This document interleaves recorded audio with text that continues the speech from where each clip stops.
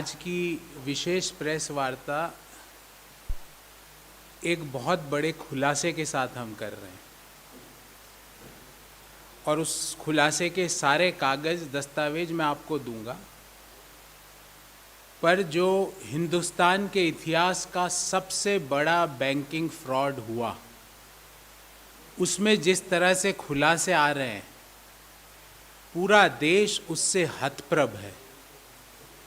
और आज जो मैं खुलासा लेके आया हूँ, जिसमें नरेंद्र मोदी जी ने लूटो और भागो banking model, ease of committing fraud in the banking model जो देश को दिया, जिसके कारण एक व्यक्ति देश के बैंकों का 22,842 करोड़ रुपया लेके कहाँ है, किसी को नहीं पता।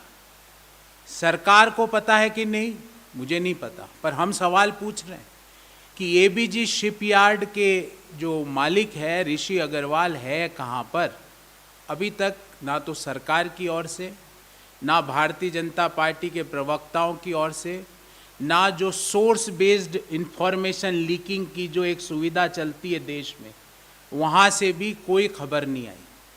और आज जो मैं कागज़ लेके आया हूँ, ये डेट रिकवरी ट्रिब्यूनल का कागज़ है, अहमदाबाद बेंच का, DRT। इस DRT के कागज़ में 2018 27 दिसंबर को एक निर्णय दिया गया।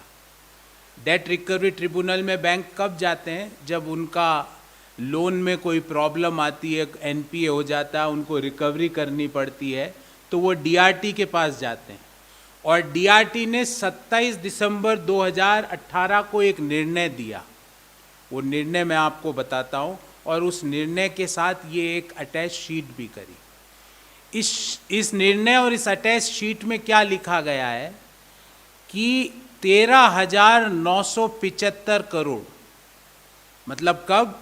27 दिसंबर 2018 को DRT ने निर्णय दिया कि बैंकों को निर्णय देके ये कहा 13,975 करोड़ रुपया एबीजी शिपयार्ड से इमीडिएटली वसूलें, और अगर नहीं मिल रहा है तो उसकी पर्सनल मूवेबल और इमूवेबल प्रॉपर्टी को ले लिया जाए।